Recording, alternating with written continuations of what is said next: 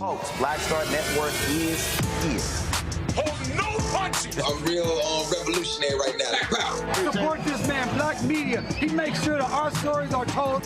Thank you for being the voice of Black America, Roland. Stay black. I love y'all. All momentum we have now, we have to keep this going. The video looks phenomenal. See, this difference between Black Star Network and Black-owned media and something like CNN. You can't be Black-owned media and be scared. It's time to be smart. Bring your eyeballs home. You dig?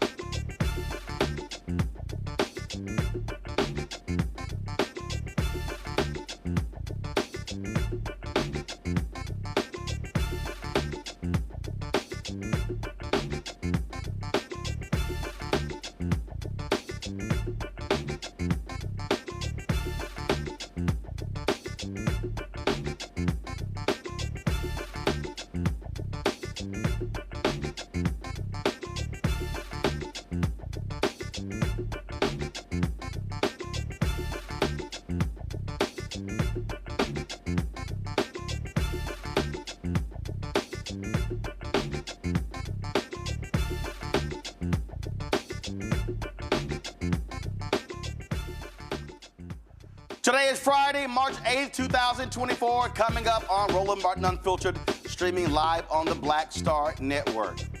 Folks, an Illinois family seeking answers after 6 police officers were placed on leave for killing an unarmed black man in the middle of the night during a reported domestic violence call. The family of Isaac Goodlow says he was in bed asleep when the cops entered his home unannounced and shot him within seconds. We'll talk to the family attorney. Tennessee House Republicans, folks, stunningly undo the work of the family of Tyre Nichols in the Memphis City Council. And the lead Republican behind it literally lies to Tyre's parents about this. We will be joined by him and the attorney, Ben Crump. Y'all, this is an unbelievable story, and it goes to show you how shameful Republicans are in Tennessee.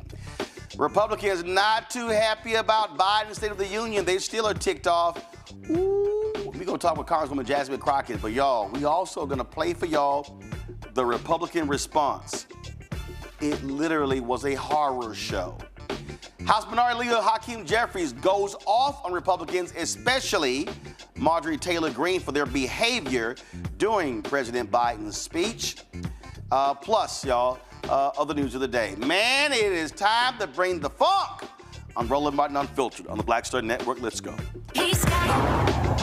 Whatever the miss, he's on it. Whatever it is, he's got the scoop, the fact, the find.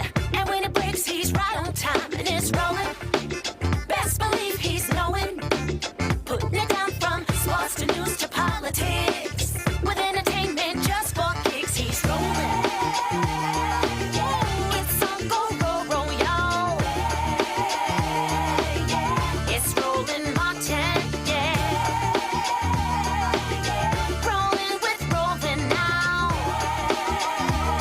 He's funk, he's fresh, he's real, the best, you know he's Roland Martin.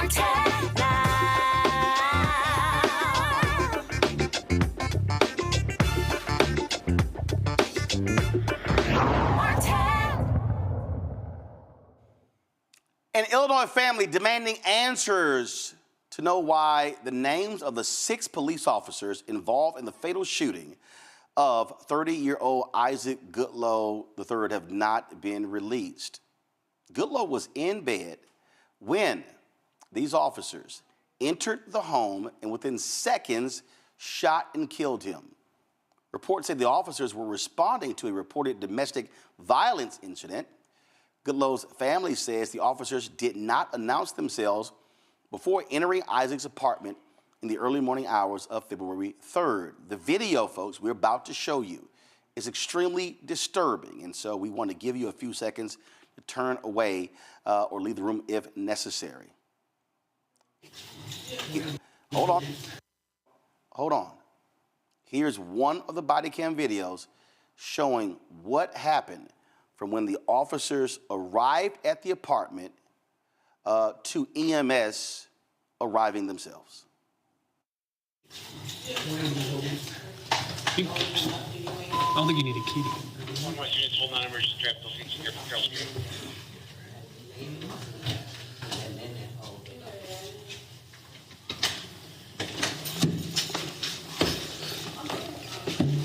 Police! Carroll Street Police.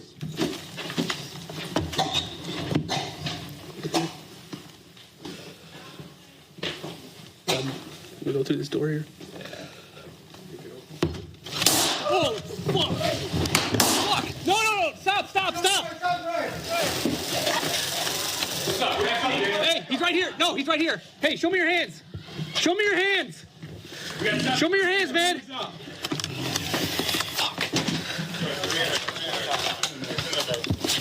Come up.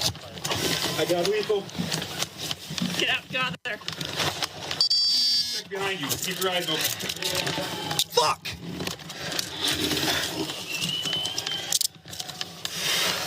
You got that? Can you see back there? All right. Hit the light. Start the medics. Roll. Roll towards you. It's in front. Get him on the back. Get him on the back. Grab his leg. legs. Something got me. Grab his legs. Is this self-inflicted or what? No. All right. Are you hit? Are you good? Dude, somebody shooting. I think that was a taser. Prompt. Check his breathing. Are you hit? Check his breathing. Are you good? Okay. You hit?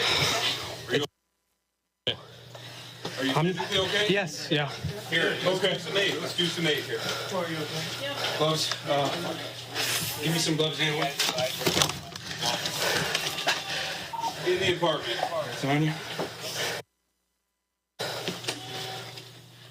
Yes. Hey, man. Isaac. Hey, man. Isaac. Hey, I need you to stay with me, man. Here, open your eyes, man. Isaac, man. I'm cutting your shirt. Isaac. You got light? Here. Isaac.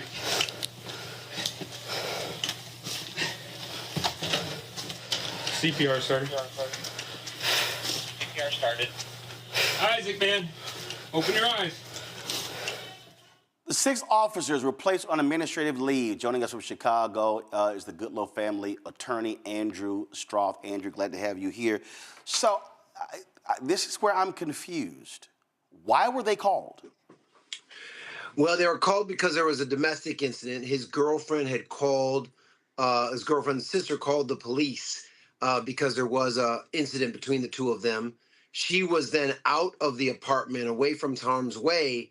And as you saw on the disturbing video you just showed your audience, without cause or provocation, the Carroll Stream police officers broke into Isaac's room and instantaneously shot and killed him. He was unarmed, 30 years old, and they came in with a tactical ballistic shield and tactical gear like it was a military operation, and unjustifiably shot Isaac Goodlow in the heart. One shot in the heart on that fateful morning. So I need our folks to do this here. So I need you to go back, cue the video, because I'm watching this now.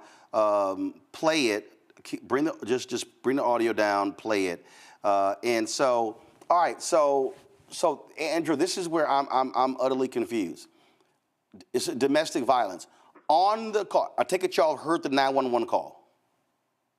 Yes. On the 911 call, does her sister say he's armed and dangerous? He has a gun. He has weapons. Anything like that? Yeah, we have not actually, full disclosure, we have not heard all the tape, but we know from what our witnesses have told us that there was none of that. We know that there was an incident, but there wasn't any weapons, and he was alone in his apartment, in his bed, sleeping. Right. And here's the other thing, Roland. She wasn't living with him. It was only his apartment. So the fact that that they were allowed in his unit to kill him the way they did in his bedroom, and then if you notice, after they shoot him in the heart, they turn him over, handcuff him before even rendering any aid. Who let them in the apartment? Well, the maintenance man let them in the main door to his apartment, and then as you saw on your video, the police broke into his bedroom door. All right, so control room, go back to the beginning of the video. So Andrew, this is again where I'm confused. All right, so if you have a domestic disturbance call, domestic violence, in a normal circumstance, wouldn't the cops? That's right. Police, would knock, wouldn't the cops knock on the door first? You would think you would knock on the door first. If you arrive on the scene, second, if I'm not hearing anything, if I'm not hearing any screams or whatever, okay, so now I'm now on the scene trying to ascertain what's going on. Now, folks, do me a favor, bring the audio up, then press play. Bring the audio up, then press play. All right? So I want to hear this. I don't think you need a key. Units hold non-emergency traffic location here from Carroll Street.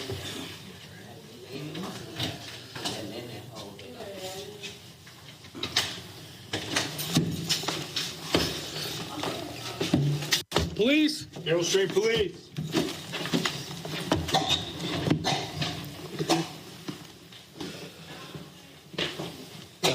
I'm gonna go through this door here. Oh, fuck! Fuck! No! Stop! All right, stop it right there.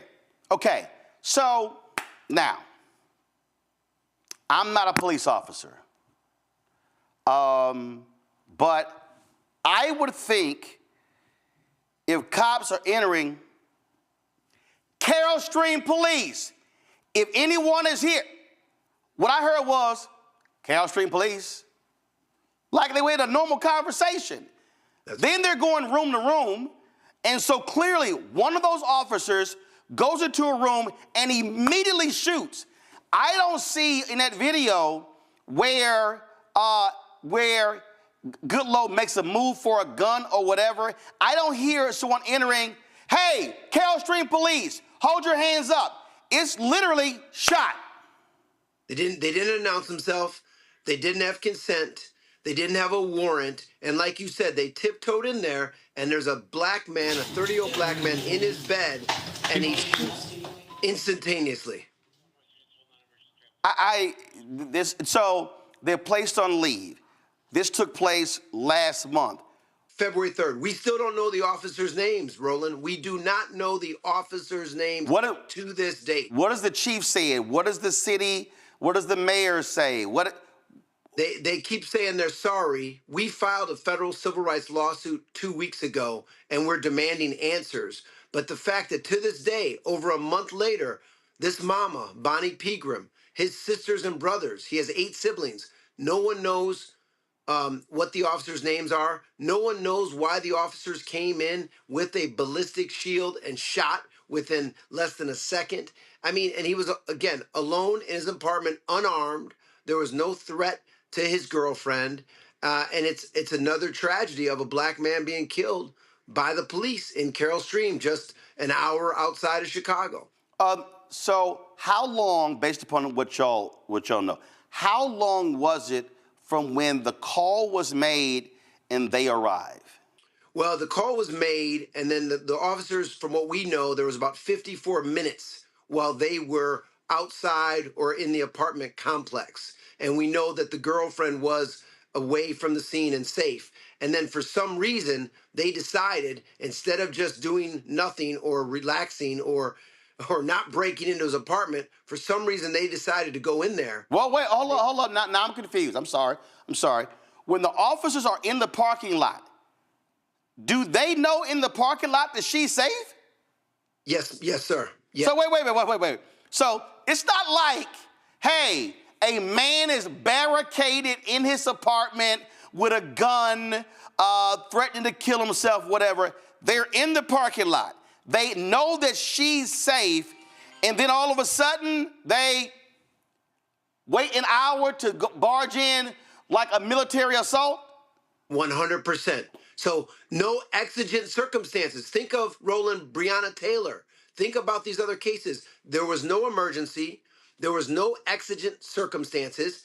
The cops broke into his apartment with a ballistic shield, shot him in the heart, killed him, and then shot him with a taser, tried to shoot him with a taser afterwards, and then flip him on his face and handcuff him instead of rendering aid. And you got a 30-year-old black man who loved his family and his family loves him, who is tragically gone. So we filed a federal civil rights lawsuit almost 2 weeks ago, and we're demanding answers. The chief has said he's sorry. The mayor has said he's sorry. But that's not enough. This black family deserves answers, and we're going to get those answers. Unbelievable. Andrew Strothwood, appreciate it. Thanks a lot. Thank you, Roland. Take care. Going to go to break. We'll be right back. Talk about this with my panel right here, Roland Martin Unfiltered on the Black Star Network. When you talk about blackness and what happens in black culture, we're about covering these things that matter to us, speaking to our issues and concerns. This is a genuine people-powered movement. There's a lot of stuff that we're not getting. You get it, and you spread the word. We wish to plead our own cause Too long have others spoken for us. We cannot tell our own story if we can't pay for it. This is about covering us. Invest in black-owned media. Your dollars matter. We don't have to keep asking them to cover our stuff. So please support us in what we do, folks. We want to hit 2,000 people, $50 this month, raise $100,000. We're behind $100,000, so we want to hit that. Y'all money makes this possible.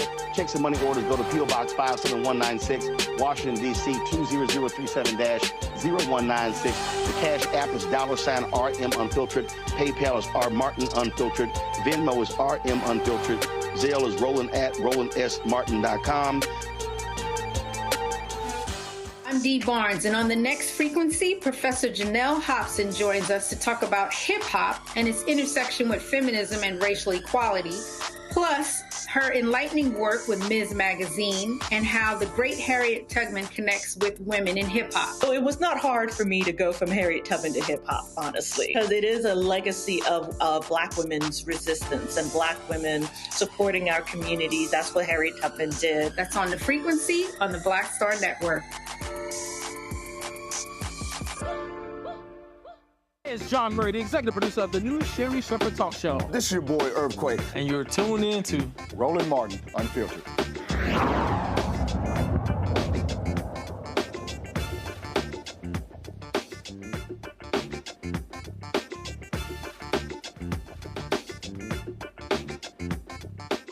All right, folks, go to my panel. Michael Imhotep, host, African History Network show out of Detroit. Matt Manning, civil rights attorney out of Corpus Christi. Kelly Bethea, communications strategist out of D.C.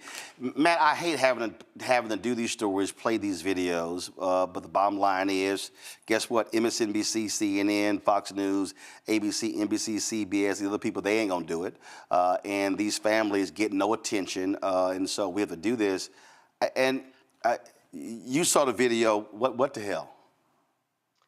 Yeah, there's no defense for this. And Roland, you asked the perfect question. The question I was going to ask the attorney was how much time was there between the call and when they arrived? And the reason that's so important is what I anticipated the police would argue here is that they were in what's called hot pursuit. And in hot pursuit, that's a circumstance where a police officer can sometimes make entry or otherwise do something without a warrant if they're investigating a case. For instance, if somebody's fleeing a scene or if they have reason to believe, just like your question, that the woman with whom he was allegedly involved in this incident was still on scene and potentially in danger. But 54 minutes later is crazy to me. I mean, I don't see how they can substantiate that they had any right to enter his unit at that point, especially because a great number of cases are what we call non-arrest cases, where people get arrested or rather charged and they're not arrested at the time. So if the police didn't have reason to believe she was in that unit and in danger or anybody else was, I don't see why they take the risk of ever entering this unit now. If there's some piece of evidence I don't know of, like a warrant or something else, well, number one, I assume Attorney Stroud would have told us that. Yep. And number two, that's the first thing the police would be waving everywhere, saying, hey, we had a warrant or there was some reason we could enter. But outside of that, I mean, I don't understand why they would take this risk. And beyond that, in what I read, the allegation is that he allegedly threw something at him, but I don't see that on the video, number one. And number two, I don't see how any police officer with basic training would think that that is something that justifies the use of force, let alone deadly force, especially because we haven't heard that narrative. We haven't heard the narrative that they perceived him to have a deadly weapon. So all that being said, I don't see this being defensible at all. I mean, it's still going to be difficult because it's a civil rights case, but the fact that he's asleep and the body cam show he was not menacing anyone or posing any kind of threat, I don't see how Carroll Stream police defend this or get qualified immunity from the courts on this. What is crazy to me, Kelly, again, watching that video, but listening to the video, they walk in and go, Carroll Stream police. Like it's just a normal conversation. Okay, it's a dark apartment. And then when they go into the room, they literally walk straight in, boom. I mean, no cops, they just automatically fire at a clump under a blanket. Yeah, So when I looked at the video, which again, like you said, is incredibly disturbing. I too hate watching these videos, but they are necessary. I was paying attention more so to what I didn't hear. I didn't hear a pause between the time they knocked on the door, if they knocked on the door, and the time they busted down the door to get into the apartment. Once they were in the apartment, I didn't hear any signs of a struggle, such as something that would happen in a domestic dispute. When they were walking through the apartment, I didn't hear anything that would indicate that there is trouble afoot, that there is something emergent that is in need of attention. So for me, to Matt's point, I find it incredibly difficult how they can even call for exigent circumstances, how they can get around these warrant exemptions, or warrant exemptions, or have any type of excuse for this kind of behavior other than I just felt like going into a black man's house and shooting one. Because that's all I see in this video. I don't see any cause for them to be in there, especially when the threat had been removed almost an hour before they got to the door. I mean, you know, you had the case out of Minneapolis, Michael, where they were executed, where they had a no-knock warrant, and the young man was shot and killed. And at 4 o'clock in the morning, he's reaching for his gun. There is no way, there is absolutely no way that these officers should not be convicted for what we saw. Yeah, I think so. But as the article from CBSNews.com states, the family of Isaac Goodlow, unfortunately, has not seen the full video.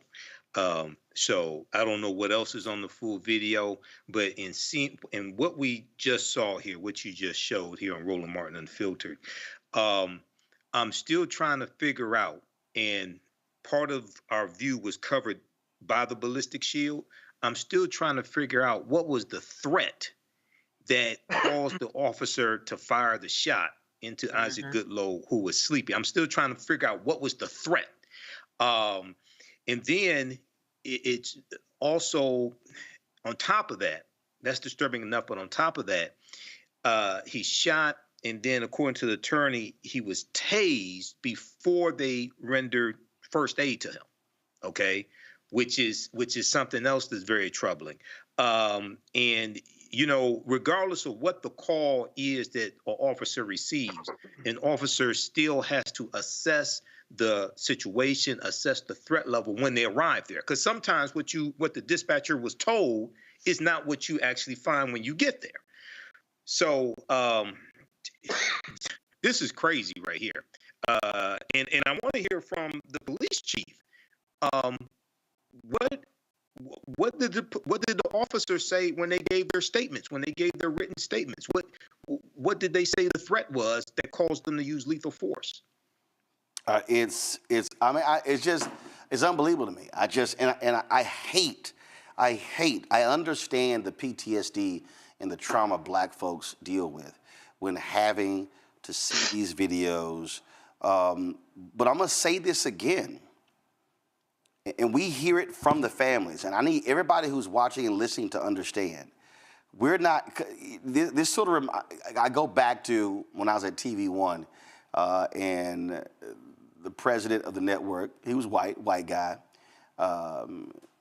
He was bothered that basically almost every day we were leading one of these stories, and he was like, "Well, you know, why is this always the case?" And I went, "Well, Brad, because black people keep getting shot and killed." And he sort of wanted me to do an explainer each day to explain to our audience why we were doing these stories. And I literally said, "Brad, you're white. You need the explainer. My black audience doesn't need me to explain to them why we do these stories." And the problem, again, that I have is, unless a story blows up nationally, mainstream media doesn't care. They don't care.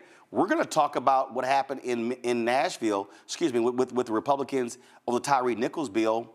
You aren't seeing national media talk about what happened there, because for them, Tyre Nichols' story is no longer a major story. And so if these families don't have a place for their attorneys to come on, for them to come on, for us to highlight these stories, they don't get told. And so that's why we show the videos. That's why we provide an opportunity for folks to be able to do this, because otherwise these departments will simply get away with this and it'll be swept under the rug and everybody goes back to their jobs and this family is left with a dead son, cousin, uncle, nephew. That's just the reality. All right, folks, going to a break. We come back. Last night, State of the Union, President Joe Biden brought the heat to Republicans. They're a little salty today, plus they mad because the job numbers came out and the economy is doing well. And then they really mad because one of the Stepford wives in their party gave one of the most horrible responses in American history. We didn't show that BS last night. Ooh, but I'm gonna show some of it today. Y'all need to get ready to laugh. But coming up next, Congresswoman Jasmine Crockett joins us right here on Roland Martin Unfiltered on the Black Star Network. Don't forget to support us in what we do. Join our Bring the Funk fan club. Your dollars are critically important for us to do the work that we do. I can't overstate that. When you send, and again, we ask for our fans to give on average $50 each, which is $4.19 a month, 13 cents a day, and we appreciate every single dollar. If you can't give that, you can give less. We totally understand. We appreciate that. If you can give more, we appreciate that. But I'm telling y'all, the work that we do, nobody else in black-owned media is doing. Nobody. Not Essence, not Blavity, not Black Enterprise, not Ebony, not The Griot, not Revolt, not TV One, not any of these folks. We are doing what nobody else is doing, and that is 2 daily 2-hour shows, 5 1-hour weekly shows. And we would love to add more shows. I would love to have more shows on the network. Because I got 4 or 5 ideas we can launch if we had the resources. And so please support us in what we do. Send your check and money order to P.O. Box 57196, Washington, D.C. 20037-0196. Cash out, $RM Unfiltered, PayPal or Martin Unfiltered. Venmo is RM Unfiltered. Zelle, Roland at RolandSMartin.com, Roland at RolandMartinUnfiltered.com. We'll be right back. Next on the Black Table with me, Greg Carr. Democracy in the United States is under siege. On this list of bad actors, it's easy to point out the Donald Trumps, the Marjorie Taylor Greens, or even the United States Supreme Court as the primary villains. But as David Pepper, author, scholar, and former politician himself says, there's another factor that trumps them all and resides much closer to many of our homes. His book is Laboratories of Autocracy, a wake-up call from behind the lines. So these state houses get hijacked by the far right, then they gerrymander, they suppress the opposition, and that allows them to legislate in a way that doesn't reflect the people of that state. David Pepper joins us on the next Black Table, here on the Black Star Network. Grow your business or career with Grow with Google's wide range of online courses, digital training, and tools. Gain in-demand job skills with flexible online training programs designed to put you on the fast track to jobs in high-growth fields. No experience is necessary. Learn at your own pace. Complete the online certificate program on your own terms. Stand out to employers, get on a path to in-demand jobs, and connect with top employers who are currently hiring. Take one professional career certificate program or all 6. Earn a Google Career Certificate to prepare for a job in a high-growth field like data analytics, project management, UX design, cybersecurity, and more. All professional career certificate programs must be completed by December 31st, 2024. Scan the QR code to complete the application. There are 1,000 scholarships available. Grow with Google and J. Hood and Associates. Be job ready and qualify for in-demand jobs. What's good, y'all? This is Doug E. Fresh, and you're watching my brother Roland Martin Unfiltered as we go a little something like this. Hit it. It's real.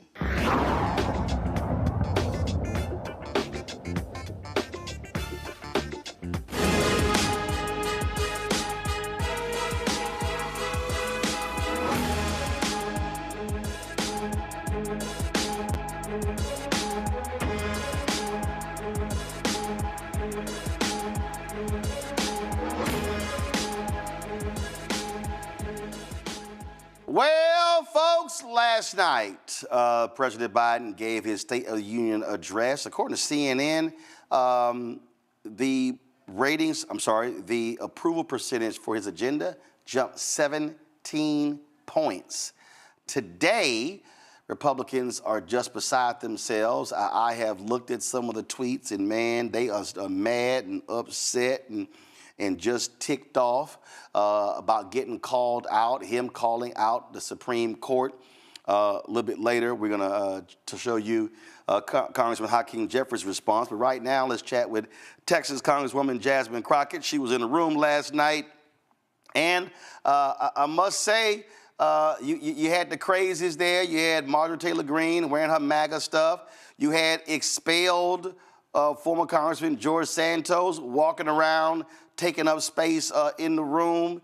You had Republicans, they wouldn't stand up when it came to trying to end cancer. They wouldn't stand up on all kind of different stuff. And so it was definitely interesting. What was it like being in the room? It's so funny because I was talking to Whip Clark this morning, and she said, I need to sit in front of you for every State of the Union address, because I was back there talking about something, yep, and I was saying things like that part, right?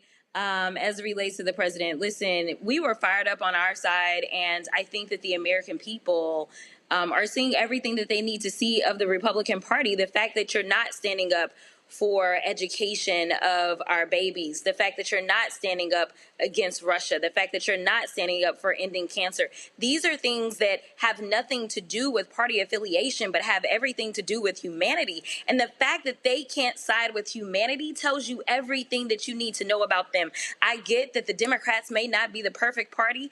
I get that I may not be the perfect candidate, and the president may not be the perfect candidate. But the reality is that the alternative is nothing like what the reality of the Democrats is, which the Democrats at least were trying. And not just trying. I mean, when you hear the president talk about giving teachers a raise, when you hear him talk about, putting Putin in his place, and you see folks sit over there, sit on their hands. You hear him talk about a border bill, and you see Senator Langford of Oklahoma go, that's true, and they still don't like it. That, to me, is what I thought was just interesting. And I'm sitting there going, well, hell, which side y'all on? Yeah, no, you're absolutely right. You know, I will be perfectly honest with you and tell you that I don't know where I would be on a vote for the border bill. I'm going to be perfectly honest. As a progressive, not really sure where I would stand on that bill, because it really is a very conservative bill. And as far as I'm concerned, Trump saved us from having to deal with this. It's just a matter of, hey, this is Trump's fault. But that was a true compromise. Like, the president was willing to compromise a lot so that we could get some immediate relief. And I was very concerned about the long-standing ramifications of that bill. And again, when you see Senator Langford, that is because that bill was actually probably the reddest immigration bill that we will ever have an opportunity to potentially vote on. So, you know, the fact that they passed a supplemental that didn't include the border information, I am perfectly fine with that. I'm just ready for them to get that onto the floor, because this is a matter of national security. You know, I know that most people aren't necessarily paying attention to foreign relations and what's going on all around the world, but we can't wake up one day and end up and say, well, how did we get here? How did we end up being attacked? How did we end up having to send our mothers, our brothers, our sisters, our uncles, our husbands overseas? Like, what happened? And it would be because of the failures of the House Republicans, maybe just so that they can campaign on it. But I just don't think that we should ever use something like national security as a pawn in political games. So the president, he was throwing some shade last night. Today, right at the Supreme Court. Oh yeah, I love the at Supreme Court. Well, today he was on the road, and he was still feeling a little feisty. Listen to this.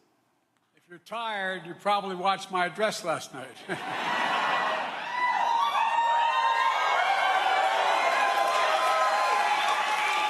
I got my usual warm reception from Congresswoman Marjorie Taylor Greene. In my address, I spoke about how far we've come since we took office. I talked about how much is at stake. Folks, our freedoms really are on the ballot this November. Donald Trump and the MAGA Republicans are trying to take away our freedoms. That's not an exaggeration. Well, guess what? We will not let him.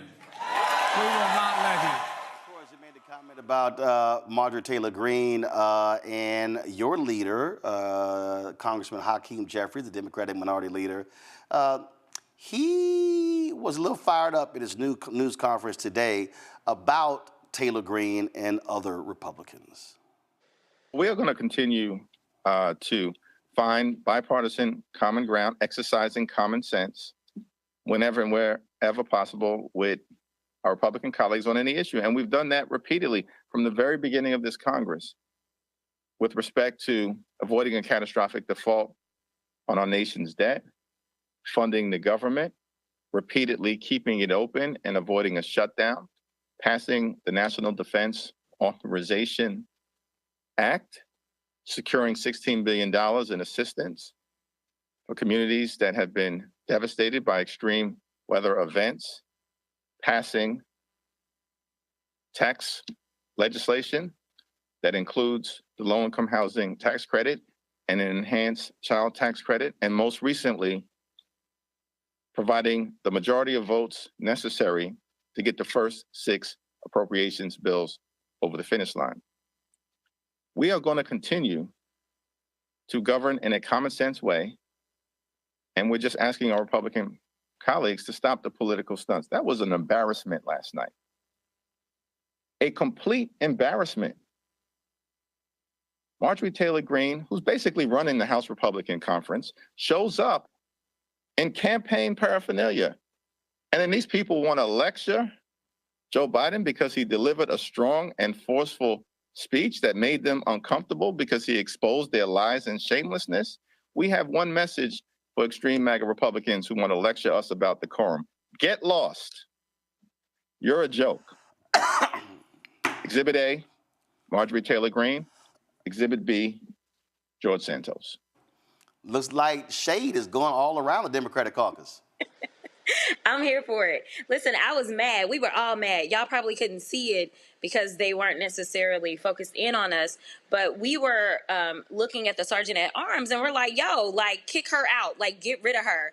And the former person that had that role was a black woman. And we were like, if Miss Joyce was here, Miss Joyce would have made sure that the Capitol Police, when it rounded her up, like Miss Joyce did not play. And so for people that don't know, we are not allowed per our rules to wear any hats, whether you're wearing a cowboy hat or definitely no baseball caps. Like, you are not allowed to do that. And the rules also no campaign stuff.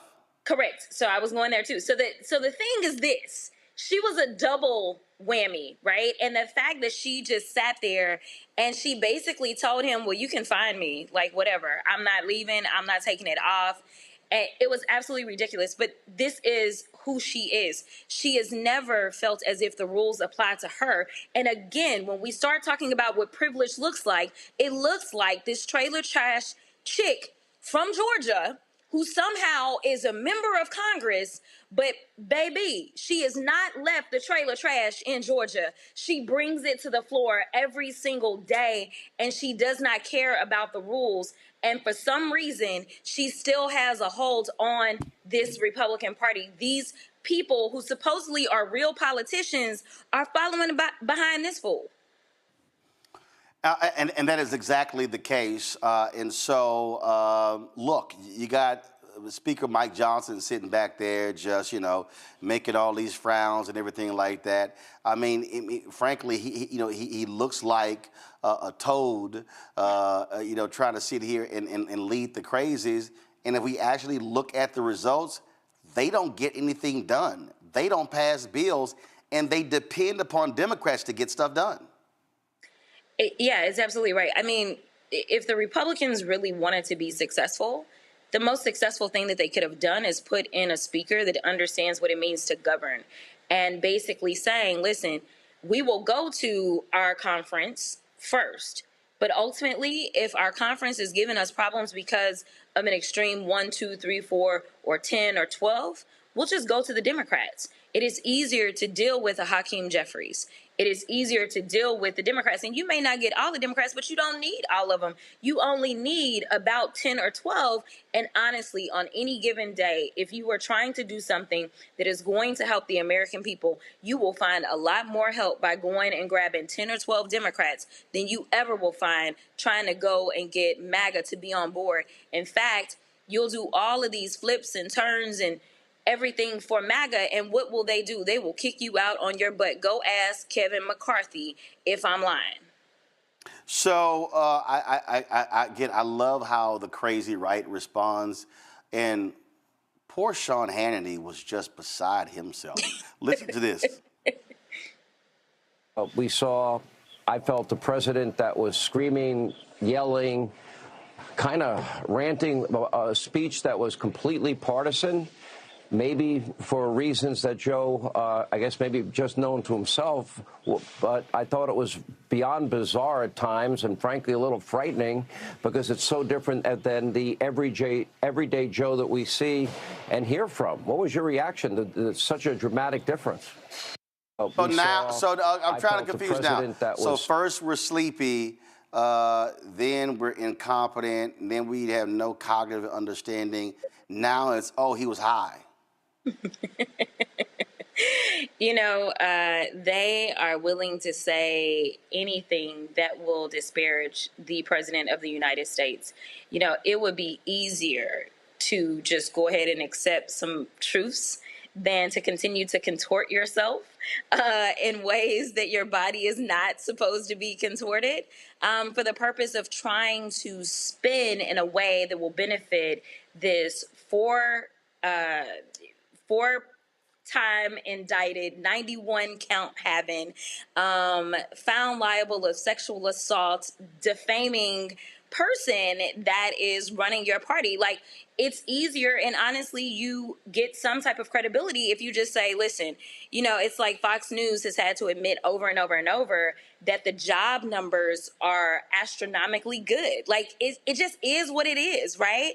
Like, you can argue and say, you know what, Joe Biden has done what Democrats do, period. But we're conservatives, and that's not what we believe in.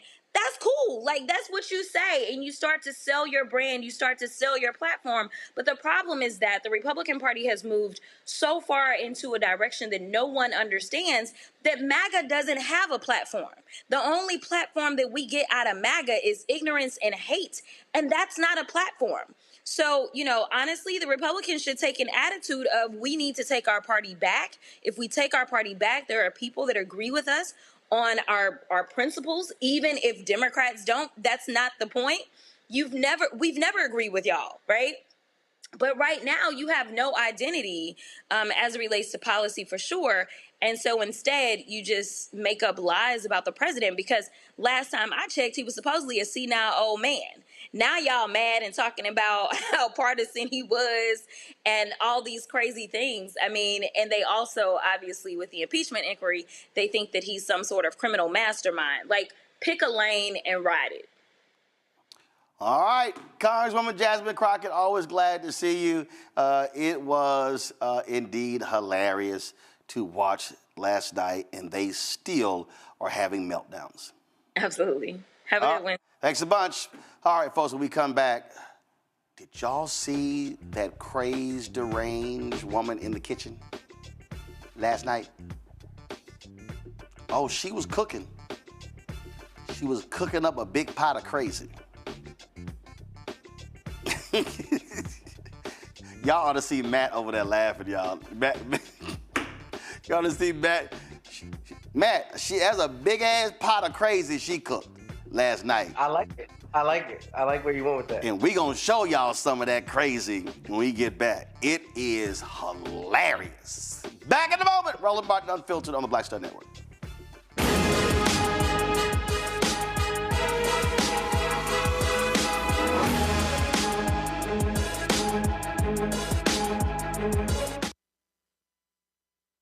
On the next, A Balanced Life with me, Dr. Jackie. Just who do you think you are? And maybe more importantly, who is it that you think you're trying to please? The answer to that second question is really wrapped up in the first. Think about that. Being the true, authentic you, no matter the circumstance. But we learn the art of forgiveness, not only of forgiving one another, but forgiving ourselves. And we also learn how to love ourselves so that we can love each other. That's next on A Balanced Life, here on Black Star Network. On the next Get Wealthy with me, Deborah Owens, America's Wealth Coach, I'm sure you've heard that saying that the only thing guaranteed is death and taxes. The truth is that the wealthy get wealthier by understanding tax strategy. And that's exactly the conversation that we're going to have on the next Get Wealthy, where you're going to learn wealth hacks that help you turn your wages into wealth. Taxes is one of the largest expenses you ever have. You really got to know how to manage that thing and get that under control so that you can build wealth. That's right here on Get Wealthy, only on Black Star Network.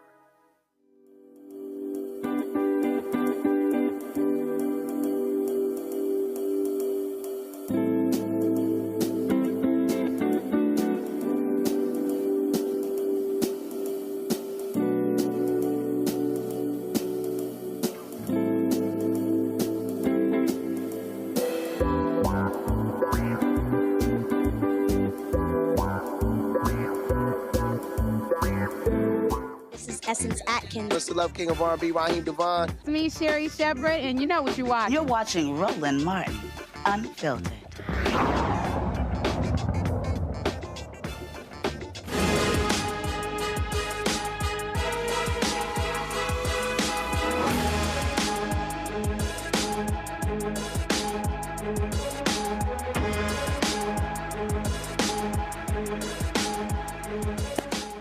Okay, the response to the State of the Union is really a complete waste of time. It's a joke. I mean, we can think back to Bobby Jindal, who was awful. We can think back to, do y'all remember this here?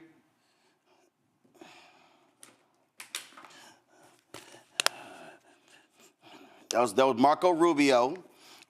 Even when Stacey Abrams did it from the Union place in Atlanta, I was like, eh. But I think right now we have a topper. We have undeniably the worst State of the Union response in American history. And that comes to us courtesy of Alabama Senator Katie Britt, who decided last night to do it from the kitchen, considering that's the place where, Republicans want women to stay. I guess it was apropos. But she cooked up a pot of crazy. Now, the folks at Alabama.com, of course, that's the newspaper in the state, they posted this video, and they cover her all the time. And this video had me just rolling because it shows you how she talked last night and how she really talks. Watch. I am looking forward to delivering the Republican response to the State of the Union, so tune in. President Biden's border policies are a disgrace. This crisis is despicable. And the truth is, it is almost entirely preventable. And thank you to all the gentlemen behind me who continue to work diligently to actually secure our border. That's what the American people deserve. But unfortunately, Joe Biden refuses to give that to them. Mr. President, enough is enough. Innocent Americans are dying, and you only have yourself to blame. Everything that we put forth that would actually secure and close the border, the Democrats don't want. This is yet another prong of the failed Bidenomics. This is the definition of America last. The American people are scraping by, while President Biden proudly proclaims that Bidenomics is working. Goodness, y'all.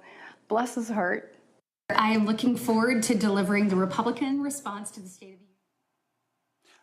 I have no idea what the hell we just witnessed. I know what we just witnessed. That was a sitting United States senator who was speaking from her kitchen, and she was scaring the shit out of us.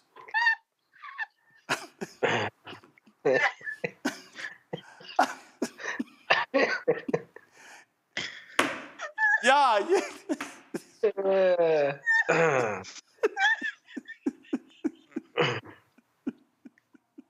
She did a fantastic job too, Rose.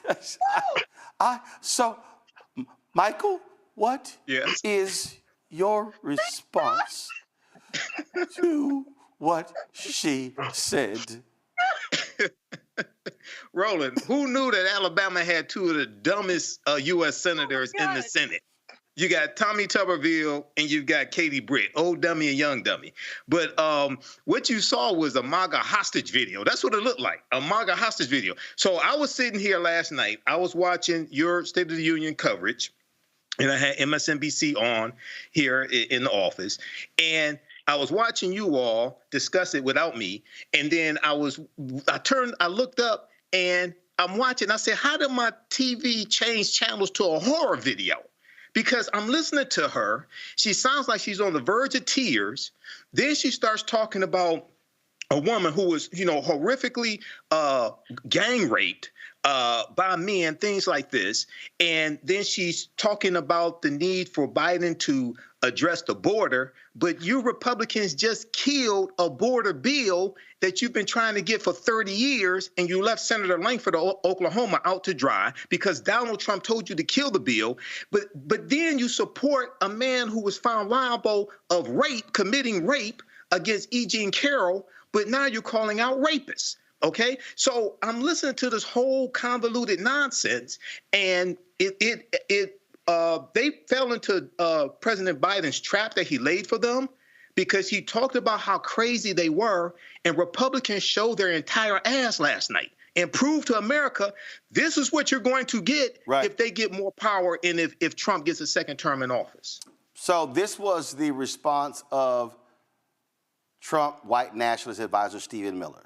He tweeted the following: the SOTU response from Senator Katie Britt is a grand slam.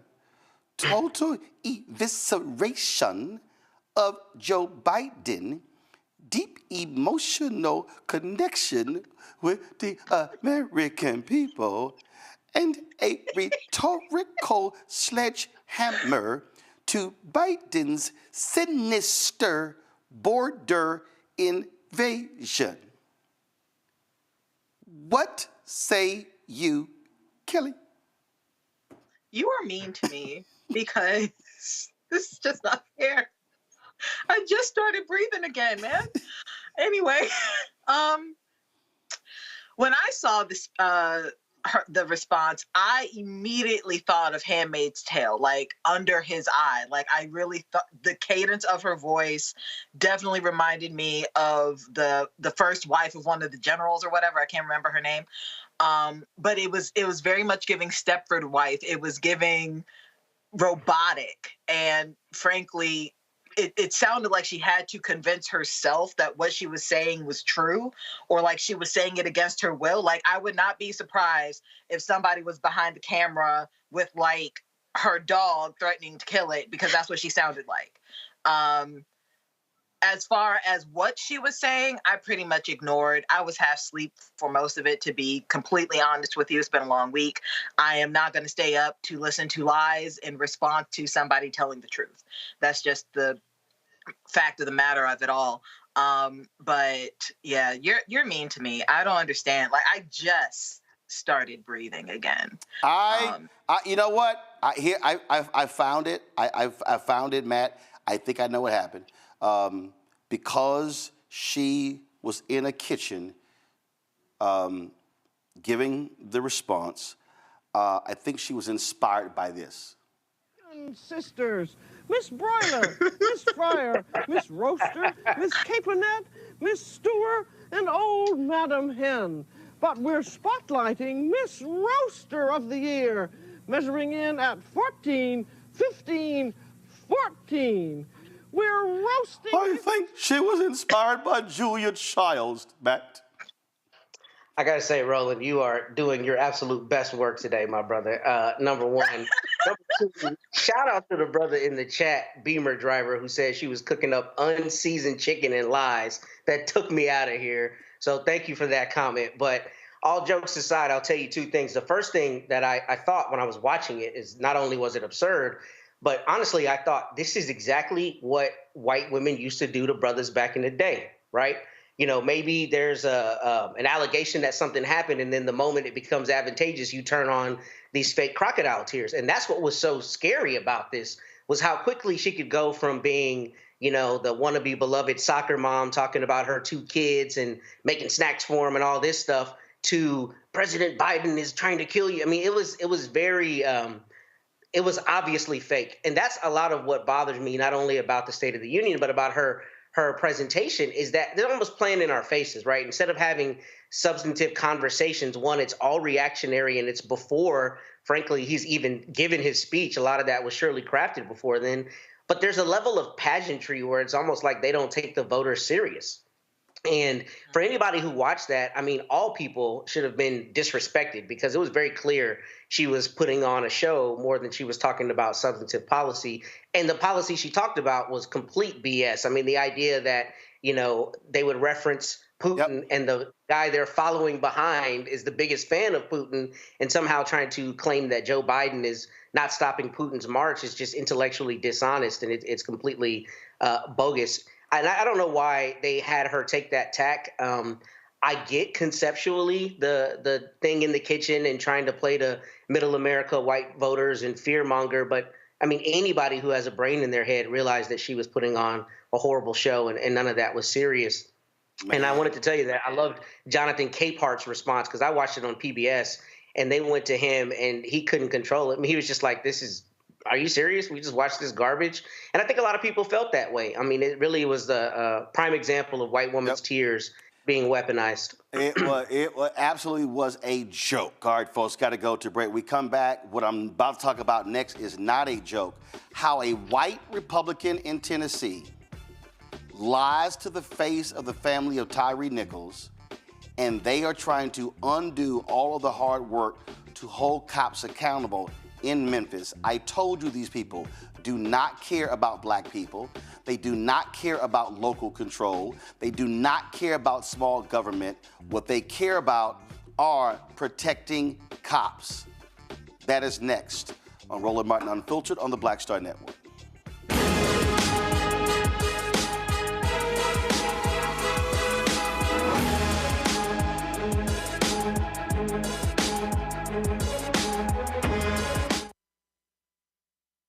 When you talk about blackness and what happens in black culture, we're about covering these things that matter to us, speaking to our issues and concerns. This is a genuine people-powered movement. There's a lot of stuff that we're not getting. You get it, and you spread the word. We wish to plead our own cause Too long have others spoken for us. We cannot tell our own story if we can't pay for it. This is about covering us. Invest in black-owned media. Your dollars matter.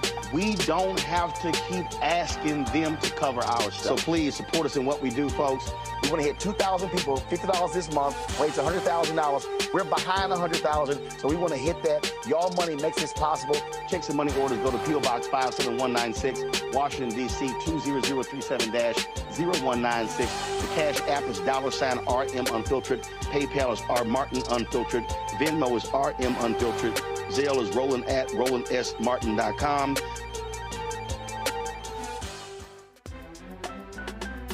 I'm Faraji Muhammad, live from LA. And this is The Culture. The Culture is a two-way conversation. You and me. We talk about the stories, politics, the good, the bad, and the downright ugly. So join our community every day at 3 p.m. Eastern and let your voice be heard. Hey, we're all in this together. So let's talk about it and see what kind of trouble we can get into. It's The Culture, weekdays at 3, only on the Black Star Network. What's up, y'all? This is Wendell Haskins, a.k.a. Win Hogan at the original T-Golf Classic. And you know I watch Roland Martin Unfiltered.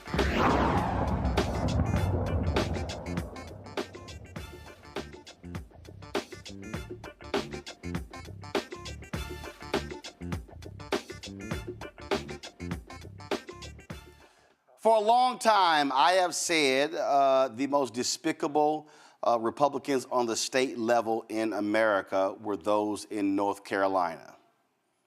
Not any longer. They are absolutely replaced by Republicans in Tennessee. We have seen how spineless these cowards are.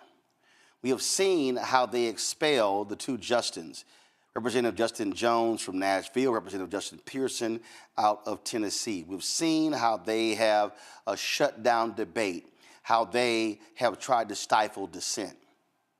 But now, these shameless, despicable thugs are using the power of them controlling the state government to stop local governments from holding police accountable. State Rep. John Gillespie pushed forward a bill that would do this. The family of Tyre Nichols, black man beaten to death by Memphis cops, they successfully got the council to pass a bill to hold police accountable. Well, Gillespie wants to overturn that. So, as we discussed the other day, the Nichols family goes to the state capitol. Because they're present, he goes, oh, not going to bring the bill up till next week. They leave. The next day, he moves it forward. This is a conversation Gillespie had with the family, y'all. With the family. It was a conversation he had with them. You guys showed it earlier, put it up. So he was talking to them. Go ahead and press play. There's something else we need to do here than pass your bill. We need to come to the table together and figure out a solution and not over allow. And so I really would love for you to just sit down and talk to us before you push this bill through. Because I really feel like even we might can come to some agreement. You know what I'm saying? Because I'm not saying that everything is right and everything is wrong, okay? Because I work tirelessly, my husband, this lady, all these people have worked tirelessly to push this bill. To push this ordinance for my son, for our son. And what I would ask you to do for my son, put this bill off for today, and then give us the chance to sit down and talk, and then we can come to another. When do y'all go back, or when will you be in Memphis again? In person, we have to come back this week. We can't. Well, I hate to. We don't have no problem. We're open. If we have to come back this week, we just name a day, and we can sit down and talk. And I'll give you my number. And we can come back and we can have a discussion. He straight lied to the face of Tyre's mother, Rovon Wells, her husband, Rodney Wells. They join us right now, along with their attorney, Ben Crump. Rovon, you were quite emotional in that video. What is your response to this man just lying in y'all's face? Roland, thank you for having us. Thank you. It was a kick in the face. I mean, he literally said that he would sit down and speak with us, and then he turned around and passed the bill anyway. So to me, it was a kick in the face. He lied, and he just showed he had no character. Rodney, I say no character, no morals, no values, no ethics, no principles. Word is supposed to be bond. That's biblical. Mm-hmm. And what he did and what these Republicans did, they said, the hell with y'all, the hell with your son, the hell with the work with the Memphis City Council. They said, we know what's best to deal with police officers. Forget the people who actually are in charge of that police department. Mm-hmm. That's exactly what he did. Okay. Yes, sir. So, you know, as you stated, he lied to our face, and then he called me and lied to me, to my face, you know, on the phone, saying that he was going to push it off until next Thursday. So we was all set to go back Wednesday to be in session on Thursday. And so we said, okay, he called me, said that he was going on vacation. And when he came off of vacation, he was going to sit down and talk with me and my wife.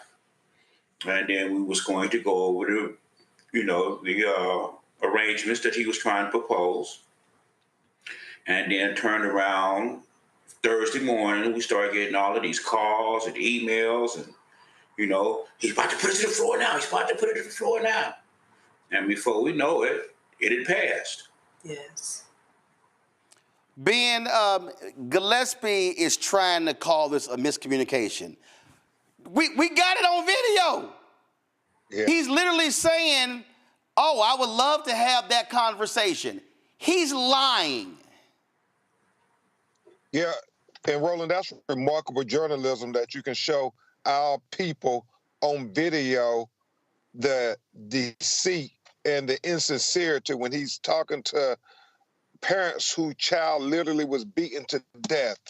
And what they're attempting to do, Roland Martin, is usurp the authority of local control of majority black city, Memphis, Tennessee, because they don't agree with how the black leadership has tried to put in place laws that will prevent the next Tyre Nichols. It literally is a flagrant disregard for the Constitution of the United States. It's an assault on the Fourth Amendment constitutional guarantees against unlawful searches and seizures. And that's exactly what happened to Tyre Nichols, unlawful search of his car and seizure of his body that led to his death. And the law was to say we're not going to have pretextual stops anymore for Memphis Police Department. They can't racially profile black people. But the ruling power in the state of Tennessee, these MAGA Republicans said, no, we're going to outlaw the Memphis City Council's policies and procedures. The Rovon and Rodney, the thing about this, why this bill is important. This bill is important because, and I do way too many of these stories. In so many instances where black men are being killed, it's over silly minor traffic stops. Other cities, other police chiefs, and other councils have said, stop stopping people for silly stuff like a tail light or something hanging from their mirror. Because we know we've seen those stories. And that's what this law is. And so here you have Republicans in the state capitol who are trying to tell the city of Memphis, which is responsible financially for their police department, and when they screw up, Memphis has to pay those lawsuits out, those settlements out. But this is them saying, we know what's best for Memphis. We're going to be in control. We're going to tell y'all what to do. They are looking to protect cops. They're not trying to protect taxpayers. And that is so true, because even though this ordinance is named after Tyre, this ordinance is to protect all the Black and brown citizens of Memphis, because we all know that when they stop most of us, it's not going to be good. It's like they're harassing our young men in the first place. And as we all know, to this day, they still haven't told us why they stopped our son. They've come up with all these different excuses. However, none of it pans out. So what they're trying to do is really a slap in the face, and it just lets you know that Tennessee just don't care about what the citizens of Memphis thinks. And that's not good. That's not a good thing. Ben, the big problem here is with Republicans having supermajorities all across the South, Florida, Mississippi, Alabama, Texas, Tennessee, North Carolina, and other places. We see how on Confederate monuments, how they tell local government how they should conduct their business. And we're seeing this in other areas. This is a perfect example. And when we see it happen in one place, these other Republicans begin to follow. And so this could be the undoing of a lot of that great work if other Republicans do what they're doing in Tennessee. Exactly, Roland, and that's why voting is so very important. I know in Florida, we are one seat away from destroying the supermajority, and that's what we got to encourage people as we think about this election and all the consequences that come with elections. Tyre Nichols' life matters the same way George Floyd and Breonna Taylor life matter. And so if we can get people to vote in people who care about our community and our issues, then they hopefully will break this supermajority where they won't lie to Rovon and Rodney Wells' face and have some accountability. And I know Rovon and Rodney are going to talk to the highest leaders in the land, President Biden, Vice President Harris, who have reached out to us now to talk about policing in America as they continue to try to figure out how we can get some reform in America. Rodney, the House has passed it. The Senate will take it up. Do y'all plan to go back to the state capitol and talk to these senators and try to get them not to support advancing this bill? Yes, sir. Absolutely. Yes, sir. We'll be on the first thing smoking. Well, look, y'all keep us abreast. Look, we stand with y'all as well, and we're going to call out these folks when they lie to our faces and then want to try to blame it on something else. So continue great work, and we're absolutely behind y'all, Rovon's, Stephen, Ben. Y'all keep fighting a good fight. Yes, sir. Thank you. We appreciate all the work you're doing. Speaking truth to power, Roland. Appreciate it. Yeah. Thanks a bunch. Y'all take care. Thank you very much. I'm going to go to a break, and we'll talk about this with our panel when we come back. Roland Martin Unfiltered on the Black Star Network. Hatred on the streets, a horrific scene, a white nationalist rally that descended into deadly violence. White people are losing their damn minds. As an angry pro-Trump mob storms the U.S. Capitol, we're about to see the rise of what I call white minority resistance. We have seen white folks in this country who simply cannot tolerate black folks voting. I think what we're seeing is the inevitable result of violent denial. This is part of American history. Every time that people of color have made progress, whether real or symbolic, there has been what Carol Anderson at Emory University calls white rage as a back backlash. This is the rise of the Proud Boys and the Boogaloo Boys. America, there's going to be more of this. Here's all the Proud Boys, guys. This country is getting increasingly racist in its behaviors and its attitudes because of the fear of white people. The fear that they're taking our jobs, they're taking our resources, they're taking our women. This is white fear.